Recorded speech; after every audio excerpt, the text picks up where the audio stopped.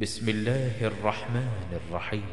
আপনার ছেলেটা যুবক, টকবকে যৌবন, যেই যুবকদের নিয়ে ইসলাম আজকে আমরা পেয়েছি, সারা পৃথিবীর বুকে ইসলাম ছড়িয়ে গেছে।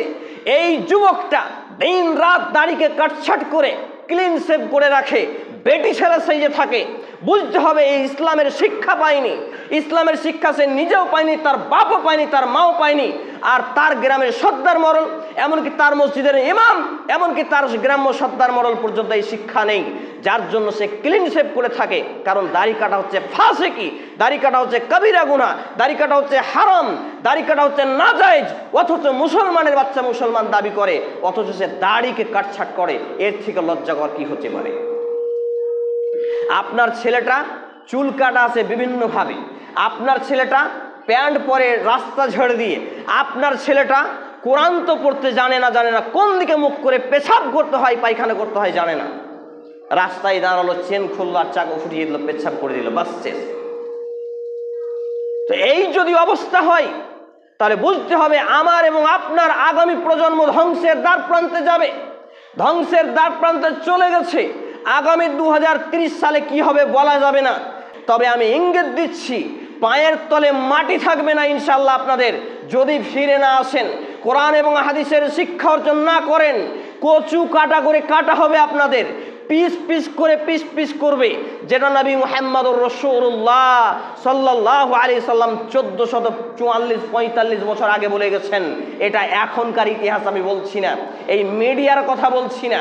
আর নবী করিম সাল্লাল্লাহু আলাইহি ওয়াসাল্লাম বলছেন যে এমন একটা সময় আসবে, সঙ্গী সাথে শুনে রাখো, যে তোমাদেরকে কেটে কেটে টুকরা টুকরা করে দেওয়া হবে, তোমাদেরকে ধ্বংস করে দেওয়া হবে, তোমাদেরকে পিস পিস করে দেওয়া হবে, তোমাদের বিজাতিরা নষ্ট করে দেবে, বেদিন বেঈমান কাফের নাস্তিক মুরতাদরা তোমাদেরকে ধ্বংস করে দেবে, নিশ্চিহ্ন করে দেবে, নাস্তে নাবুদ করে দেবে।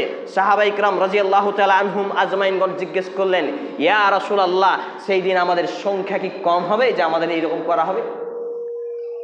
তিনি বললেন ক্বালা লা, না।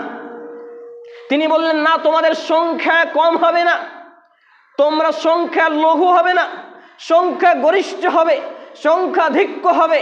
তবে তোমাদের মধ্যে দুইটি বিষয় কাজ করবে, এক হচ্ছে হুব্বুদ দুনিয়া, দুনিয়ার প্রতি মহাব্বত, আর আহন আল্লাহুস সামাদ। হাদিসটা পড়লেই গায়ের লোম ভাবিয়ে যায়। সেটা কি? দুনিয়ার প্রতি লোভ লালসা আর মৃত্যুকে ভয় পাওয়া।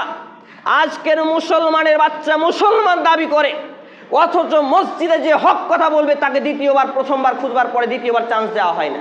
আর যে ম্যাও ম্যাও করে বিড়ালের মতো কথা বলবে তাকে মাথার তাজ বানিয়ে রাখা হয়। মসজিদে স্টেজে জালসা, বাৎসরিক জালসায় যে কোরআন এবং হাদিসের সঠিক কথা বলবে তাকে বিনা পয়সায় রাখা হয় না। আর যে বেটা ভণ্ডামি করে, গাঁজাখড়ি কথা বলে, নোংরামি আর বর্বরতা করে, জাহেল সমাজকে পুষে রাখে, এই বেটাকে 50,000, 20,000, 30,000 করে ডাক দিয়ে তাকে নিয়ে আসা হয়। বড় বড় মাদ্রাসাগুলো এই ভণ্ডামিতে জড়িত, বড় বড় মসজিদ কমিটি জড়িত, মাদ্রাসা কমিটি জড়িত। অথচ আমরা নাকে তেল দিয়ে ঘুমাই, কারণ আমাদের নাস্তিকবাদী একটা থিওরি চলমান, খাও দাও মাস্তি করো, টাকা পয়সা কামাই করো। এই যে খুতবা, আজকে 413টা মসজিদে খুতবা, আমি জানি মসজিদ ঘুরে ঘুরে দেখেছি কি পরিমাণ ভণ্ডামি চলে, মসজিদে হক কথা বললে কি পরিমাণ অত্যাচার আসে, কিন্তু কোনো পরোয়া করি না। আমি মুসলিম চির রণবীর, মরণকে করি না ভয়, মরলে শহীদ বাঁচলে গাজী আমার উভয় সমান। মরার পরে যদি কেউ মেরে ফেলে দেয় আমাকে, আর আল্লাহ যদি শাহাদাত কবুল করে নেই, আমার ওপারে জান্নাত। আমি কাপুরুষ নয়, আমি হাতে চুড়ি পরা আর বেডি ছেলের মতো কাপড় পরা মুসলিম নয়। আমি হক কথা বলবো দেহে শ্বাস থাকা পর্যন্ত। জেল, জুলুম, ফাঁসি যে যা পারবে করুক, আমার কোনো কথা নেই। আমি কোরআন এবং হাদিসকে নির্ভীক বলবো, প্রচার করব। কে কি করলো, কে কি করলো না, আমার কোনো যায় আসে না। আমার জেল যতটুকু, আমার সেল ততটুকু, আমার বেঁচে থাকা যতটুকু, আমার মরে যাওয়া ততটুকু। আমার তামান্না জাহান্নাম থেকে বাঁচা আর জান্নাত পাওয়া। আলহামদুলিল্লাহি রাব্বিল আলামিন।